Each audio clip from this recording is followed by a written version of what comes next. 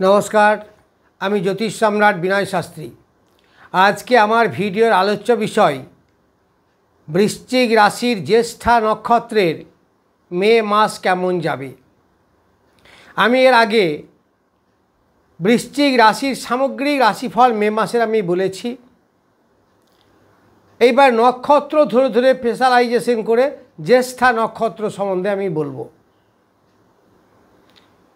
आपनादेर जादेर ज्येष्ठा नक्षत्रे जन्म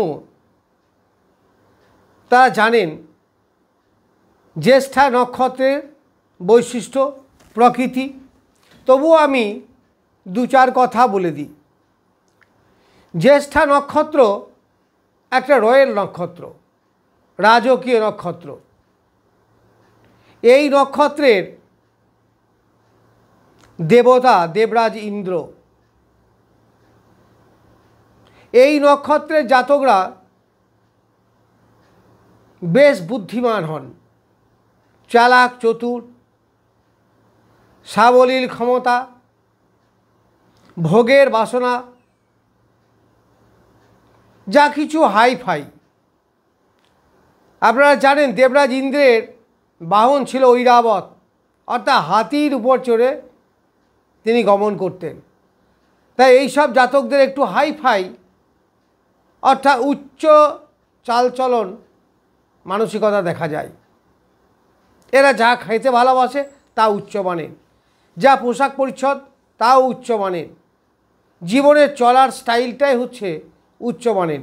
তবে এরা খুব সৎ হয়, একটু গোপনীয়তা এরা পছন্দ করে। আর এই নক্ষত্রের একটা বিশেষ বৈশিষ্ট্য হচ্ছে এরা কোনো কারণে ভয় পায়, হারিয়ে ফেলার ভয়। আসলে দেবরাজ ইন্দ্র যে দেবতাদের রাজা ছিলেন, এই এত বড় সাম্রাজ্য, এত সুখ তার থাকবে তো না হারিয়ে যাবে? এই যে একটা চিন্তা, নেগেটিভ চিন্তা, এই চিন্তাই তাকে তাড়িয়ে বেড়াতো। এই জন্য এই জাতকরা দেখবেন একটু ভয় ভীতি, হারিয়ে ফেলার ভয়, এই সমস্ত ভয়ে এরা থাকেন। এরা সব সাবজেক্টে জ্ঞানী হতে পারে, যথেষ্ট জ্ঞানী। কারণ চন্দ্রের মন, মঙ্গলের সাহস আর বুধের ট্যালেন্ট, এই সব গোটাকে সংমিশ্রিত করলে এরা যথেষ্ট বুদ্ধিমান হতে পারে। এই জাতকদের তাৎক্ষণিক বুদ্ধিও থাকে ভীষণ, তবে এদের সন্তুষ্টি বড় কম। কোনো কিছুতেই যেন এরা স্যাটিসফাই হয় না, কী যেন চাই এটাও এরা ঠিক বলতে পারে না। তবে খুঁতখুঁতে, সন্দেহ, এই সমস্ত মানসিকতা কিন্তু এদের মধ্যে থেকে থাকে। দেবরাজ ইন্দ্র বজ্র বিদ্যুৎ আকাশের দেবতা, অর্থাৎ সব তার অধিকারে ছিল। তা এই জাতকরাও কিন্তু ওই রকম ধরনের এইগুলো পেয়ে থাকে, জীবনে বহুত কিছু পায়। এরা যেমন ভোগী হয় তেমনি সুখী হয়, কিন্তু দ্বিধা দ্বন্দ্ব এদের পিছু ছাড়ে না। এই অসন্তুষ্টি হচ্ছে এদের অসুখের কারণ। এরা মানুষ হিসাবে ভালো হয়, এরা স্টুডেন্ট হিসাবে যেমন ভালো হয়, টিচার হিসাবেও তেমন ভালো হয়। এই জ্যেষ্ঠার প্রতীক হচ্ছে ছাতা, অর্থাৎ এই ছাতার তলায় যেমন আমরা রক্ষা পাই, এদের কাছে এসে সবাই রক্ষা পায়। অর্থাৎ সবাইকে রক্ষা করার ক্ষমতা এরা রাখে। এদের লিডারশিপ কোয়ালিটি। এরা শিক্ষক হলে হেডমাস্টার, প্রিন্সিপাল, কোনো অফিসের বস, রাজনীতি করলে দলের লিডার, এইগুলো এরা খুব পছন্দ করে এবং লিডিং পাওয়ারও এদের যথেষ্ট থাকে। সুতরাং এক কথায় জ্যেষ্ঠা বেশ ভালো নক্ষত্র। সুতরাং একটাই নেগেটিভ পয়েন্ট হচ্ছে এরা ভীত সন্ত্রস্ত, একটু নেগেটিভ চিন্তা করে ভয় পেয়ে যায়, অনর্থক অনেক কারণে ভয় পায়, একটু কান পাতলা, অপরের কথায় এরা চট করে বিশ্বাস করে নেয়। এই ধরনের টেন্ডেন্সি আছে। আপনারা দেখবেন যাদের জ্যেষ্ঠা নক্ষত্র তাদের মধ্যে অনেকের মধ্যেই এই গুণগুলো বেশিরভাগ মিলবে, শব্দ মিলবে না। কারণ একটা নক্ষত্রের উপর তো গোটা চরিত্রটা বিচার করা যায় না। তবে ম্যাক্সিমাম যেগুলো বললাম এইগুলো এদের মধ্যে থাকবে। এরা একটু চঞ্চল, ছটফটে, এক জায়গায় স্থির থাকতে পারে না, অস্থির চিত্তের। এরা সুন্দর ভাষণ দিতে পারে, ভালো কথা বলতে পারে, কথার জাদু বলতে পারেন। এরা মজা করতে খুব ভালোবাসে। এরা ছোট ছোট কমিক করতে, হঠাৎ করে আসর জমাতে, এইগুলো এরা ভালো পারে। যাই হোক, এইবার এই বৃশ্চিক রাশির কেমন যাবে মে মাস আমি বললেও তবুও বলি, বেশ কিছু গ্রহ নক্ষত্রের কিন্তু পরিবর্তন হয়েছে। যেমন এই রবি 15 মে পর্যন্ত মেষে থাকবে, তারপর বৃষে চলে যাবে। তাহলে এখন আছে রবি 2 নক্ষত্রে, অর্থাৎ ভরণী নক্ষত্রে, আগে ছিল অশ্বিনী নক্ষত্রে। বৃহস্পতি 14 মে মিথুনে প্রবেশ করবে। অবশ্য নক্ষত্র চেঞ্জ হবে না, ওই মৃগশিরা নক্ষত্রেই থাকবে। মঙ্গল 12 মে অশ্লেষা নক্ষত্রে চলে যাবে।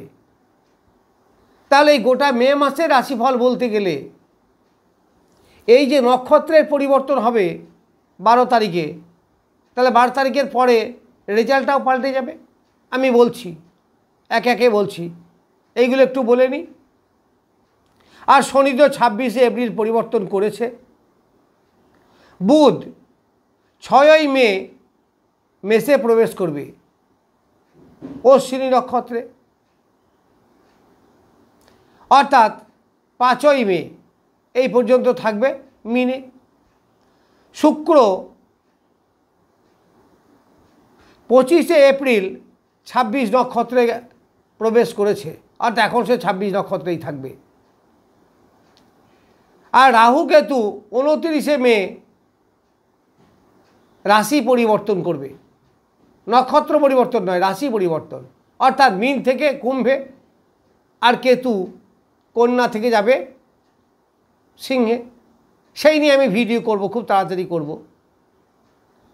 এই জ্যেষ্ঠা নক্ষত্রের কেমন হবে? তাহলে জ্যেষ্ঠা নক্ষত্রের অধিপতি বুধ, আর এই রাশির অধিপতি মঙ্গল। তাহলে জ্যেষ্ঠা নক্ষত্রের অধিপতি বুধ এখন মিনে নিজের নক্ষত্রে আছে। নিজের নক্ষত্র আছে মানে জন্ম নক্ষত্র। তাহলে এই জ্যেষ্ঠা নক্ষত্রে জাতকদের শরীর স্বাস্থ্য কেমন যাবে? জন্ম নক্ষত্রে শুভ গ্রহের প্রবেশ মানেই শুভ ফলদাতা। তাহলে এই জ্যেষ্ঠা নক্ষত্রে জাতকদের মে মাস না, যে কদিন এই 27 নক্ষত্রে থাকবে বেশ ভালো ফল দেবে, শরীর স্বাস্থ্য বেশ ভালো থাকবে। এইবার এই 18 নক্ষত্রের যারা জাতক, তাদের কাছে অশ্বিনী নক্ষত্র অর্থাৎ 1 নক্ষত্র, 1 নক্ষত্র কেমন হবে? তাদের সম্পদ নক্ষত্রে পড়বে। তাহলে আমি বললাম যে এই বুধ 5 এপ্রিল পর্যন্ত থাকবে, 5 মে পর্যন্ত থাকবে মিনে, 6 মে যাবে মেষে। তাহলে যে দুটো নক্ষত্র পাচ্ছে, একটা হচ্ছে 27 নক্ষত্র রেবতী নক্ষত্র, তারপরেই পাচ্ছে 1 নক্ষত্র। তো 27 বা 18 জ্যেষ্ঠা যদি জন্ম নক্ষত্র হয়, তাহলে 1 হবে সম্পদ নক্ষত্র। তাহলে সম্পদ নক্ষত্র মানে যা ধন দৌলত, অ্যাসেট, ওয়েলথ, উপার্জন, এইগুলো বৃদ্ধি পাবে। ওয়েলথ তো সম্পদ নক্ষত্রে যাবে, তাহলে সম্পদ আনবে। আবার জ্যেষ্ঠা নক্ষত্রের অধিপতিও হচ্ছে বুধ, তাহলে বুধ নিজে যাচ্ছে সম্পদ নক্ষত্রে, তাহলে অর্থকরী, টাকা পয়সা সেভিংস হবে, অ্যাসেট হবে, উপার্জন বৃদ্ধি হবে, সৎ পথে পয়সা ব্যয় হবে, এইগুলো সব হবে। আবার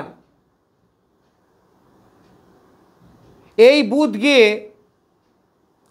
তুঙ্গস্থ রবির সঙ্গে যুক্ত হয়ে বুধাদিত্য যোগ করবে, ফলে বুধ আরও বলবান হবে। এদের মানসিক শক্তি বাড়বে, বুদ্ধি ব্রেন বাড়বে, ছাত্রদের পড়াশোনায় মনোযোগ বাড়বে, বুদ্ধির বিকাশ ঘটবে। এইগুলো সব মে মাসে আপনারা দেখতে পাবেন। অবশ্য 15 মে পর্যন্ত এইটা, কারণ 15 মের পরে কিন্তু আর বুধাদিত্য থাকবে না, তখন রবি বৃষতে চলে যাবে। কিন্তু 3 নক্ষত্রেই থাকবে, তার নিজের নক্ষত্রেই থাকবে, ফলে রেজাল্ট কিন্তু ভালো দেবে। সেই ক্ষেত্রে একটু শৌখিনতা বাড়বে, কারণ মেষের কৃত্তিকা আর বৃষের কৃত্তিকার মধ্যে একটু পার্থক্য আছে, কারণ মেষের মালিক হচ্ছে রবি মঙ্গল আর বৃষের মালিক হচ্ছে শুক্র। সে যাই হোক না কেন, এক কথায় বলা যেতে পারে এই বুধাদিত্য যোগের জন্য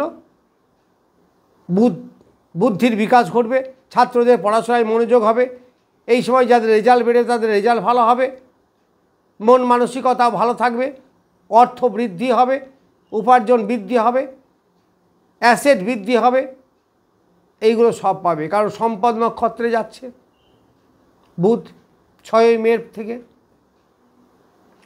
এইবার আমি আসব শনি, কারণ দেখুন বৃশ্চিক রাশি বা লগ্ন থেকে লগ্নের দ্বিতীয়, তৃতীয়, চতুর্থে কোনো গ্রহ নেই, একবারে পঞ্চমে, তার থেকেই পঞ্চম থেকে শুরু হলো। তাহলে পঞ্চম মানে 26 নক্ষত্র। 26 নক্ষত্রে কি আছে? আছে শুক্রদেব এবং শনিদেব। তাহলে এই শুক্রদেব বা শনিদেব কি ভালো ফল দেবে? শনি হচ্ছে দ্বিতীয় এবং তৃতীয় ঘরের মালিক, আবার শুক্র হচ্ছে দ্বাদশ এবং সপ্তমের অধিপতি। তাহলে এই সপ্তম মানে ব্যবসা, স্ত্রী, পার্টনার। দ্বাদশ হচ্ছে সহ্য সুখ, বিদেশ। দ্বিতীয় হচ্ছে আমাদের অর্থের ঘর।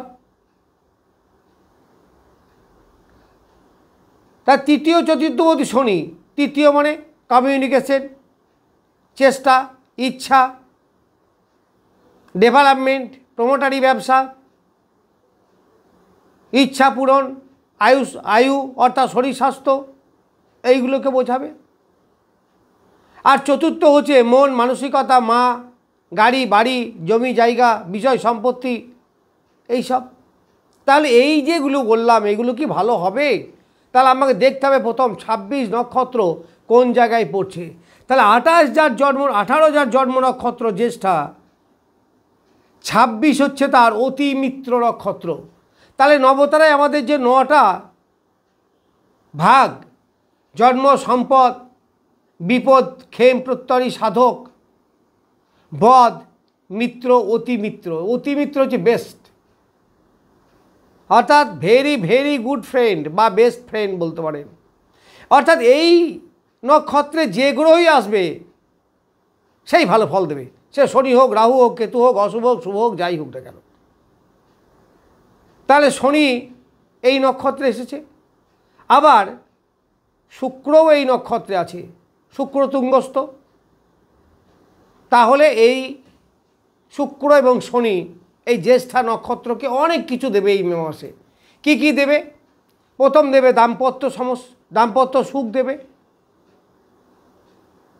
কারণ সপ্তমপতি শুক্র অতিমিত্র নক্ষত্রে আছে।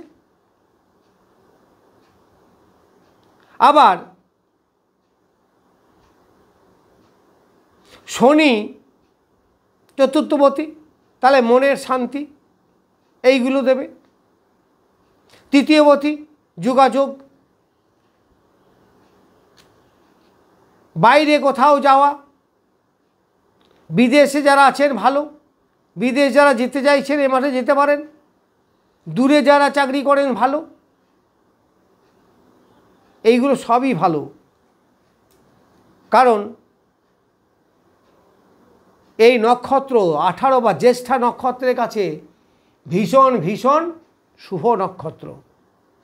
কারণ আমরা জানি গ্রহের থেকেও নক্ষত্রের বল বেশি, তাই গ্রহটা অশুভ হলেও নক্ষত্রের প্রভাবে সে ভালো ফলই দেবে। এইবার নৈসর্গিক অশুভ গ্রহ যদি হয় সেখানে একটু তারতম্য হবে, কম বেশি হবে। এইবার আমরা যাব বৃহস্পতি। তাহলে দ্বিতীয়পতি পঞ্চমপতি বৃহস্পতি, আবার পঞ্চমে এতগুলো গ্রহ বসে আছে। পঞ্চমপতি সপ্তমে গিয়ে মৃগশিরা নক্ষত্রে বসে আছে। তাহলে মৃগশিরা নক্ষত্র মানে 5 নক্ষত্র, মঙ্গলের নক্ষত্র, সে সাধক নক্ষত্র। সাধক নক্ষত্র বেশ শুভ, অ্যাচিভমেন্ট, ডেভেলপমেন্ট, মানসিক শান্তি, দাম্পত্য সুখ এইগুলো দেয়। তাহলে বৃশ্চিক রাশির সপ্তমে বৃহস্পতি বসে থেকে এখন এইগুলো দেবে, ব্যবসায় উন্নতি, কারণ সাধক তো। তার মানে জ্যেষ্ঠা নক্ষত্র যে নক্ষত্রগুলো পাচ্ছে এই মুহূর্তে সবগুলোই মোটামুটি ভালো নক্ষত্র। কারণ আমরা জানি বা অনেক দেখবেন একজনা বলে না গ্রহটা তো তুঙ্গস্থ, তাহলে ভালো ফল পাচ্ছি না কেন? তার একটা কারণ, অনেক কারণ আছে, একটা কারণ হচ্ছে নক্ষত্র সেটিং। গ্রহ বিশাল বলবান কিন্তু বাজে নক্ষত্র পেয়েছে, সে ভালো ফল দিতে পারবে না। গ্রহটা বা ভালো নয় কিন্তু নক্ষত্রটা খুব ভালো পেয়েছে, সে কিন্তু অনেকটা ভালো ফল দেবে। একটা জিনিস মনে রাখবেন, গ্রহ কিন্তু নক্ষত্রকে পরিচালনা করে না, নক্ষত্র পরিচালনা করে গ্রহকে। যেমন রবির আলো সব কিছু আলোকিত হয়। এখন যদি সে শনির নক্ষত্রে পড়ে যায়, রাহুর নক্ষত্রে পড়ে যায়, তাহলে অন্ধকারে ঢেকে দেবে, ছায়াতে ঢেকে দেবে, রবির সেই আলো আর প্রকাশিত হবে না। তাহলে বলবান রবি নিয়ে কী করবো? তার যতই আলো আছে সবই তো ঢেকে যাবে। আবার শনি যদি রবির নক্ষত্রে থাকে, শনি যদি বৃহস্পতির নক্ষত্রে থাকে, তাহলে দেখবেন ভালো ফল দেবে, কারণ শনির অন্ধকারকে দূরীভূত করে আলো নিয়ে আসবে। সুতরাং নক্ষত্র সর্বদাই বেশি বলবান। সুতরাং শুভ নক্ষত্র না পেলে একটা ছককে স্ট্যান্ডার্ড বলা যায় না। তাহলে বৃহস্পতি এই জায়গায় বসে কি করবে? ভালো ব্যবসা চালাবে, মন মানসিকতা যথেষ্ট ভালো থাকবে, এইগুলো দেখা যাবে।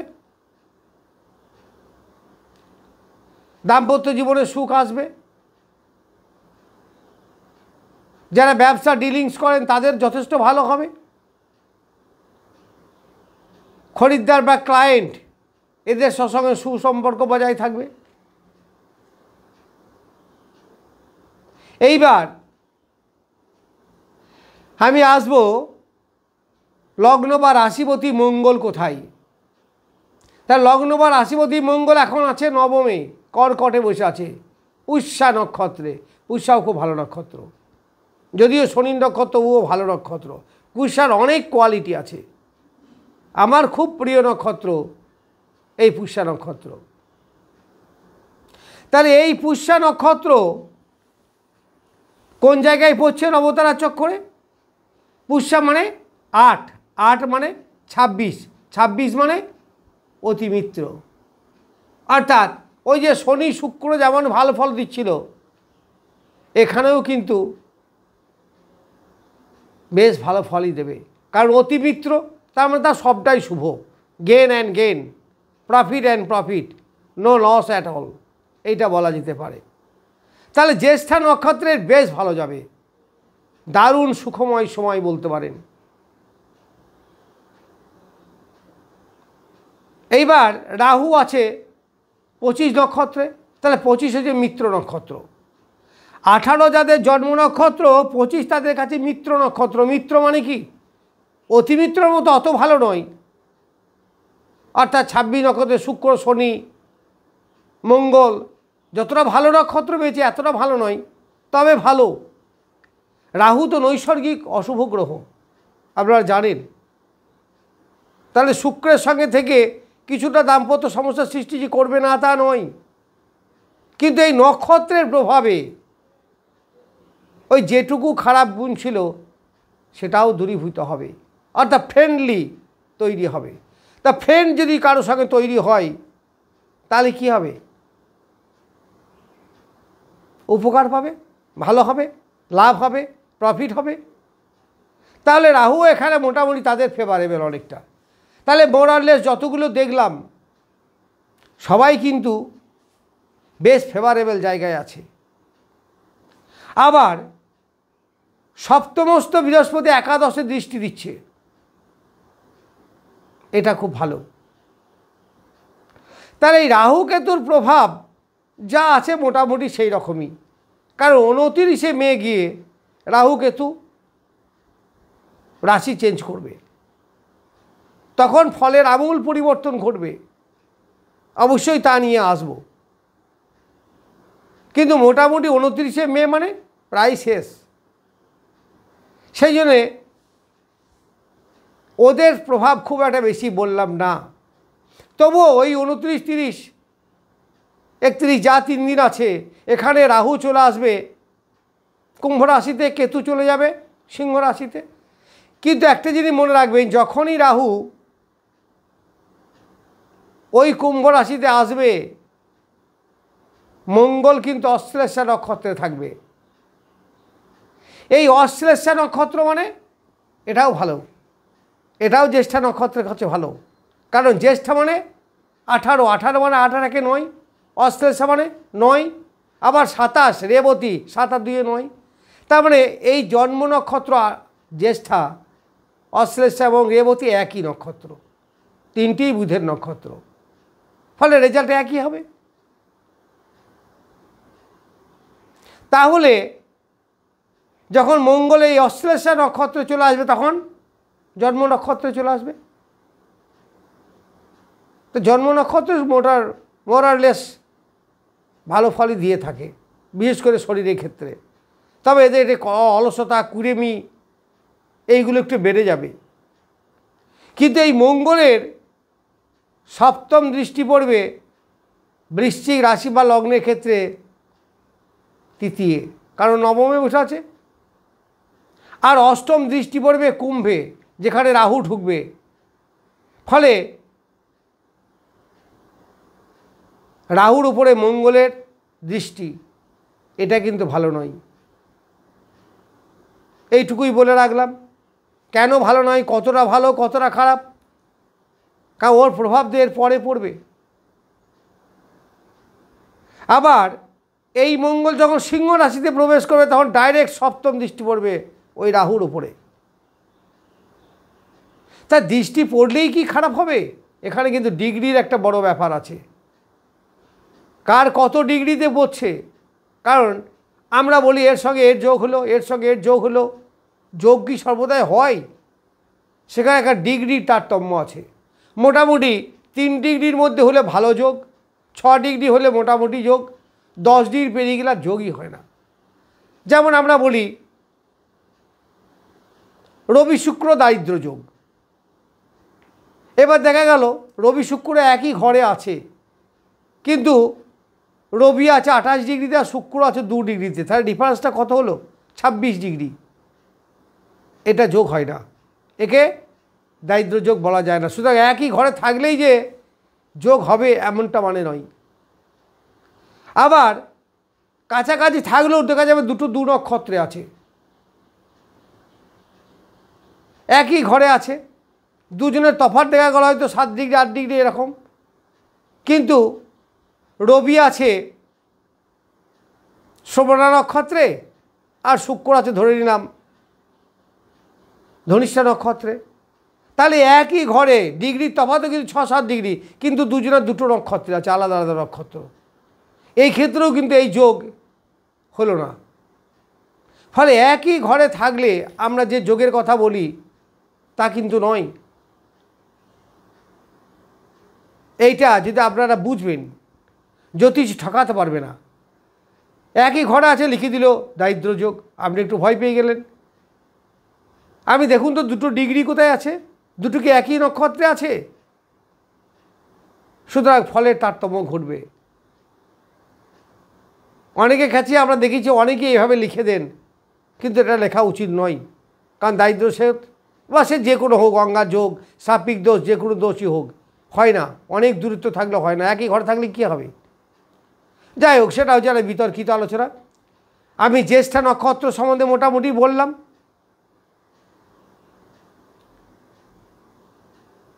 এই জ্যেষ্ঠা নক্ষত্র যারা ভগবান শিবের পূজা করবেন,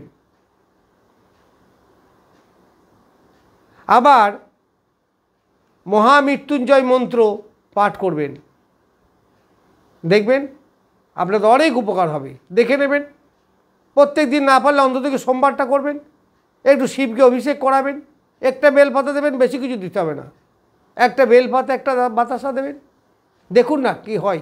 1 বছর করুন। যাই হোক, আমি আর বাড়াচ্ছি না। নমস্কার, আজ এ পর্যন্তই, আবার অন্য ভিডিও নিয়ে আসছি।